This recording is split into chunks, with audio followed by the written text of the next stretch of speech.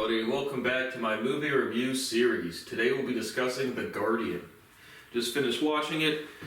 It is currently hosted for free for the next couple days on Tubi, but you know how we do it. I will give you some logistics about the movie. After that, I'll give you my overall impressions and grade. If you have not seen the movie and would like to, based or not based on my recommendation, after giving the grade, there will be spoiler alerts. We'll be discussing the plot synopsis and character development, and any similar movies or major themes. So it says The Guardian, rated PG-13, released in 2006. It is an action/drama movie. It has a runtime of 2 hours and 19 minutes. Google says why to watch, gripping, moving, and stirring. It says, for the description, a Coast Guard rescue swimmer, played by Kevin Costner, who still mourns losing his crew in a fatal accident, copes by dedicating his life to training new recruits. So when he meets swimming champion Jake Fisher, played by Ashton Kutcher, he molds the cocky young man into his protege and takes him on a mission in the dangerous waters of the Bering Strait. Did $95 million at the box office and directed by Andrew Davis. Had a budget of 70 to 80 millies. So, 80% liked it on Google, 6.1 out of 10 on Film Affinity, 37% on Rotten Tomatoes, and actually 6.9 out of 10 on IMDb. Nice.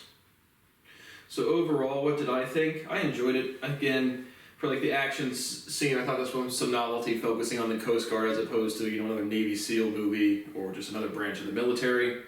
I thought the characterizations were strong. I thought the plot moved along well. It could have been, I thought it was a little slow. 2 hours and 20 minutes is kind of long for this script. But overall, I was entertained. I thought the tone was done well. I thought the characterizations were strong. No off-putting characters for me in this one. I said the plot was decent, and I just thought it was a little long. But overall, I thought the tone and cinematography was well done, and I liked the content material. So overall, if I can get my marker open, not right all over my hands, I'm going to give this one a B+. Definitely recommend it. I thought it was enjoyable. So if you have not seen it and would like to, you want to shut off the video because there will be spoiler alerts. So the movie opens up. You meet Ben Randall, who is a senior, well-respected, highly decorated rescue swimmer who's swimming for the United States Coast Guard. And the setting is it's modern day to 2006, and I don't know the physical location. But regardless, he is on a rescue mission. They go out, they fly out, and he's going to, there's a big wreck. They're trying to see if there's anybody still alive. They see like 6 people, the boat had sank, so they don't see any signs of life really. But one guy strikes a flare, makes some motion, and so Ben Randall jumps in the water. He's going to rescue them.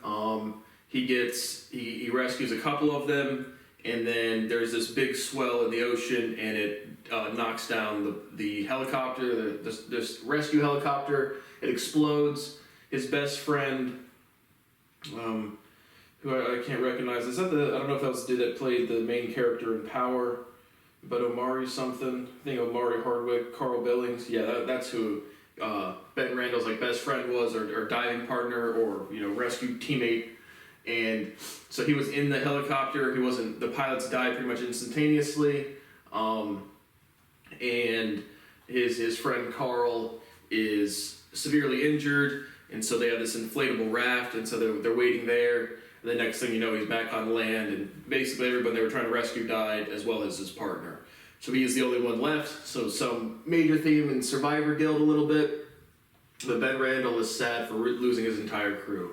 So you meet Captain William, I believe. Captain William or Captain Frank, doesn't matter, one of the two. But one of Ben's superiors. And he's being pretty much forcibly reassigned to train these new recruits to get him back on after, losing his whole crew and kind of, having a traumatic event about that. And so he goes to this A school, which is, I guess, the training for the United States Coast Guard. And you meet the new class of recruits. Among them is Ashton Kutcher's character, Jake Fisher. And another, there's a bunch of them, but there's another minor character, a pretty major character. Billy Hodge is there as well. I recognize him from other stuff as well. Nothing pops to mind. But they're coming into the new recruit class. And so Ben Randall is now the senior chief instructor. And so he's doing it a little different from the old instructor, Jack Skinner. I definitely recognized him from one of the bad guys in Justified. His character, or his actor's all over the place as well. In terms of Neil McDonald, I don't know. But regardless, that's what's going on. And so the first day, they're supposed to have a physical fitness test, and instead of doing like running, push-ups, stuff like that, but Ben Randall says because they are required to serve in the water, they're going to train in the water. So now you really just get a bunch of different physical activities in pools and training to see if they're qualified and stuff like that.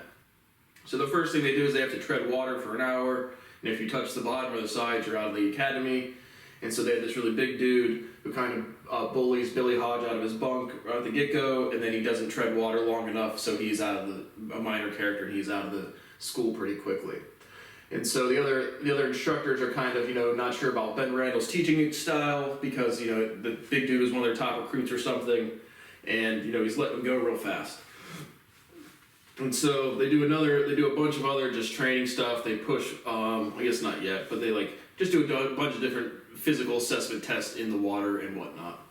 So after that, one of the people has a sister that's getting married in a wedding reception, and all of them want to go to try to socialize. And so they go in there, and Billy Hodge is really not, and he's been to the academy. This is his third time. He keeps failing out, but he really wants to be a rescue swimmer. And so Jake challenges Billy to go talk to one of these girls that's looking at him, and Billy's having none of it. Of course, once I start talking, I have to start yawning. But regardless, Jake, it's like, all right, you guys pick out any girl in here, and I'll go close her in under a minute, and I'll bet you $100 I can do so. So they pick out this girl. The character is Emily Thomas, and he goes up there, approaches her, and she is like, you can either leave here alone, or you can walk out with me and split the money, because I know your friends bet you to come approach me. And so he's kind of taken back, like, nice, she already knew that. And so they leave together, and all the other people are like, what? And then, she just goes her own way. But she's like, in a week, there's another pretty, relevant character, Maggie, who's just an older bar owner that runs a bar right next to their Coast Guard base. And so Emily's like to Jake, next Friday around 8 o'clock, meet me at this bar. And so they go their separate ways. And then the next day, again, more physical fitness training and stuff. They do some hypothermia stuff. Well, I guess it's the brick first. And so the next kind of drill they have to do is they have partner swims, where it's like there's a brick at the bottom of the pool. They can only move the brick if both partners are touching the brick, and only one can come up for air at the same time. So somebody always has to be underwater with the brick. And so they're doing that. Jake has a partner. His partner can't hold his breath, and so they're at how a normal pool goes. It's shallow in the deep end. He's at the deep end after the slide down, and his partner services for air. Everybody leaves the pool or is done, and they're like, we're missing somebody. And then they realize Jake is still just holding his breath down there to not give up on the mission or the objective. And so there he gets the record for oxygen deprivation wins, or just holding his breath the longest. And so at the beginning of orientation, Jake stands up and is like, when they're meeting their instructors, he's like, they have the record board, and he's like, who's this Randall dude? I don't know if he's still alive. Let him know I'm going to take all of his records. And so Ben is standing at the back of the room, and so, you have this character who's Jake was a freshman state champion in swimming, led the team in swimming, and gave up a bunch of Ivy League scholarships to join the Coast Guard. And so you learn about why later on, but, Ben's a little more humble than his characterization for sure. Jake is getting the up-and-coming, arrogant person, just like the overview said. But his characterization wasn't too arrogant, in my opinion. But regardless, so the next kind of thing is they have a record day where it's just Ben brings out the record board, and they do much more training stuff, and Jake gets all of the records. And so the next day is the Friday that he's meeting with Emily. So they talk a little bit. I don't know if this is the next one, but again, I'm not going to get the scenes in direct order. But after record day, he's with. I just think even the first time they meet up, he draws like a. She takes the money, they flirt a little bit, they dance a little bit, and then Jake wakes up the next day in her bed, and he's late for running, or for a roll call or whatever. And so he catches back up with the group. She drops him off, and so Ben puts them through. They have to like hold bricks above their head while treading water because Jake had just missed his roll call. And so, geez, a lot of yawns, man, and I'm not tired. No, whatever. Regardless, getting through another movie review. And so, Jake stays back, and he has to tread water, dump water on themselves after everybody's let go. And Ben's like, why don't you just make it easy on us and just quit? And Jake, starts singing the I'm a Coast Guard dude, I'm gonna save you, whatever the motto is. And so Jake is allowed to get out of the pool then. And so he plans, and then flash forward whenever after the record day was. He's sitting at the bar with Emily, explaining to I don't know what to do to impress this Randall guy, or I beat all of his records and he's still kind of coming at me with some just authority. And then Maggie, the older lady that runs the bar and is the bartender, she's like, I'll let you. I went explains that Ben Randall had saved some people and he had held on by his fingertips for 20 minutes, tore every tendon in his hand, and dislocated his shoulder. And so when Maggie's like, when you break that record, I'll be impressed. And so again, Ben's highly decorated. He has flashbacks to the opening scenes when he loses his whole crew. And regardless, kind of the next thing is you get a little bit of update on Billy Hodge. So they do another training thing where it's like they just have to simulate a drowning person, and the drowning person's instinct is going to to clamber all over you. So they have to subdue them and be able to rescue them as well. And so Billy Hodge always fails that. They do that again, they jump off the platform, try to save a person, and Billy, he's simulated with Jack Skinner, and Jack makes Billy freak out, and he's unable to pass the test. And so Billy gets another chance where it's like, if you mess this up again tomorrow or whatever, you are going to be kicked out for the third time. And so back in the locker room, Ben's trying to pick up Billy's esteem. He's got a proper date with Emily later that night, and they've been agreeing to keep it casual. But they have a date at 9, and Ben's like Jake to Billy's like, let's go get a beer. And Billy's like, okay. So they go out there to the bars, and they go to a Navy bar. And so a bunch of Navy dudes, I guess, don't respect the Coast Guard. I don't know if this is accurate or just dramatized for a movie. But they call them puddle pirates, and basically a bunch of Navy dudes come over, and they're like, you're leaving, aren't you? And Billy's like, yep. And then Jack's like, no, sit down, Hodge, you're gonna finish your beer. And so the dude takes Hodge's beer and pours it over Jake. And so they get into a bar fight, and then they get thrown in jail. So both Billy and Jake are like, we're gonna get kicked out for this. And they're chilling in the cell. And Jake takes Billy, because they start talking about the training again. Jake takes Billy, kind of bear hugs him or whatever, and Billy's like, let me go, and then he kind of gets angry, jabs him with his elbow and, reverses the leverage. And so Jake is like, good, now do that in the water. So right as they're doing that, the guard comes around and is like, if you want us to come back later, we can, and let you guys have a little pillow talk. But Jack Skinner is there to get them out of prison. And so they go back, they get taken to the chief captain, Ben Randall, or senior chief is what they call him. And Jake says it was all his fault, and Billy gets dismissed. And then Jake is like, are you really going to kick me out for defending the Coast Guard? And then Ben Randall's like, took me a while to peel back the layers on you, but I finally called your high school coach or whatever to figure out what happened, why you left all of these scholarships and offers to come join the Coast Guard. And you learn that Jake Fisher, after his freshman, he was a freshman, but after they won the state championship, they went out partying, and he was a designated driver at 16, and they got into a car crash that wasn't his fault at all, but everybody else in the car died. So he's got them all tattooed, their initials tattooed on the inner part of his arm, and you get some depth to Jake's characterization as to why he's joining the Coast Guard. And so Ben and Jake both can bond over, survivor's guilt and losing a bunch of people close to them. And so Ben is like, I'm not going to kick you out for this, for sticking up for a buddy in a bar. And he's like, we're officially off the clock. You want to go grab a beer? And so they go back to the same bar. Jake's like, why are we doing this? Ben kind of, roughs up the dude that beat them up. And then like the senior Navy guy at the bar is like, hey, don't just get out of here. And so they do that, and now they kind of, get some revenge, blah, blah, blah. And so now the next day is Billy Hodge's kind of like final attempt. They're all kind of sitting around the pool knowing that if he fails this, he's gone. And so he jumps off.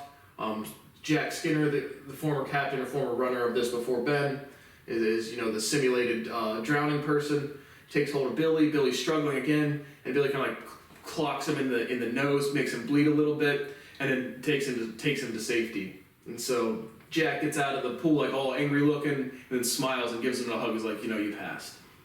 And so Billy stays in with the crew, and basically at this point they go to graduation. So they all get their badges, their pins. Pretty much everyone besides Jack Jack Fisher, the Ashton Kutcher character from the graduating class, is now pretty much out of the movie. And so Ben is getting divorced from his wife Helen Randall throughout the movie. She has sent him papers. He hasn't signed them for a while. How much time elapses throughout this movie? I don't know. Quite a bit, I would imagine, several years. But regardless, they have now graduated, and Ben and Jake kind of go on their first trip together to the Bering Sea, I believe. But they go on the first kind of mission together. Jake is kind of nervous if he's ready or not. Well, originally I think they're going to like a training exercise, and then they get a call in for like an active rescue necessity, and there's two kayakers that got swept into this like gorge or cove area with big high crashing waves. And so they go in there, both Ben and Jake are swimming. They just call it swimmer 1 and swimmer 2, I guess just the formalities. They go in there, they find these two kayakers. Jake takes one back, and Ben starts taking the other one back, and the guy freaks out. The guy he's rescuing, he tries to swim back, and he gets his head hit on a log, and Ben kind of freezes up. He is having flashbacks to when the opening scenes of when he's losing his whole crew and his best friend Carl. And so Jake realizes after he rescues the first dude, puts him in the basket, takes him up, that something's wrong, goes back, finds Ben, and pulls them both out, or kind of gets Ben snap out of it, and they both pull the last guy out. And then at which point Ben signs his resignation letter with either Captain William or Captain Frank. Basically, I'm a liability if I lock up like that again, and that shouldn't happen, and I'm a liability to the rescue missions. More spam calls as always, constant harassment, denigration, and disrespect as always. My phone was just ringing from a fraudulent call. But regardless, Ben has now retired. And so he goes back to kind of like get closure with his wife Helen. He had signed the papers, and now that they are now officially divorced. And they kind of have some like, I thought it was good, they divorced, but they're still kind of like drawn to each other, or I thought the relationship of the two characters was pretty strong. And again, no off-putting characters from anybody in this one. But regardless, Ben and Helen reach resolution in their relationship, and they divorce, and Ben goes back to kind of like pick up his final stuff from the rescue mission, and Jake is out on another mission. Another big fishing trawler is taking on a bunch of water, and there's 4 people on board. Jake rescues the first 3. The captain is down in one of the lower parts of the boat. So he rescues the 3, goes back for the captain, and like this door closes on him, and he's taking on a bunch of water. So the captain ends up dying. They kind of forget about him once the room starts filling up with water. But back at the base camp or at headquarters, whoever Captain Frank or Captain William is like, we need a swimmer, and Ben Randall's walking out with his stuff and sees what's going on, and he's like, okay, I'll go out there and do what I can. So they send another helicopter out there. Ben goes down, gets on the boat, is able to break open the door, right as Jake, as you know, he's like, it's a room filling up with water, and he's like breathing at the top of it. So he's able to open the door and get Jake free. You know, the captor's pretty much mincemeat at this point. So Jake stayed back for not too much. And regardless, Ben and Jake get on this basket and they start getting taken up, and you know, they're both kind of like going to be saved. And then the cable starts cracking. And so Ben Randall, in the same type of scene of like the day after tomorrow, when the dude's in the mall and cuts the rope to let himself go, Ben Randall decides, you know, the same type of thing when Maggie's explaining to Jake and to Emily that Ben had the largest record for holding by the fingertips, you know, not official record or something, but just the story. And so they revisit that, where Jake is now holding Ben by the fingertips. He's like, no, I'm not going to let go. And Ben's like, I know you won't. So he takes off his glove and just, you know, their Coast Guard people have a lot of equipment on, and he just slides off and falls down into the water. And so Jake is screaming, very distraught, and then the next kind of thing, you get the resolution of the movie where Jake is doing some narration, and you get some more scenes. You see Helen Randall come in and get the news that her husband is dead. The Coast Guard conducts the largest search and rescue ever for one dude. And I believe this is entirely a fictional movie. But regardless, they do that. They don't find anything, and so you just have the kind of like the final scene is Jake rescuing another person and somebody under there being like, you know, there was somebody else with me. He said he was gonna stay there till I was done. And basically, Ben Randall is now the guardian who helps, you know, a man that lives under the sea, you know, just as a legend for respecting the guy's career. So overall, that's the resolution of the movie. And I thought it was entertaining. I liked it. I thought there was some novelty to focus a story on the Coast Guard as opposed to one of the other military branches. Obviously, our militaries fight for literally nothing because there is no United States Constitution. As I sit here with my constitutional rights violated, trying to contact law enforcement every single day to collect my property because my life is fucking destroyed. But overall, I thought the movie was entertaining. I thought the characterizations were strong. I thought the plot was good, but I thought it was a little drawn out. I thought it could have been done in closer to 2 hours. So overall, B+, thoroughly entertaining, and I recommend this one. So thank you for watching my review of The Guardian, and I will see you on the next one.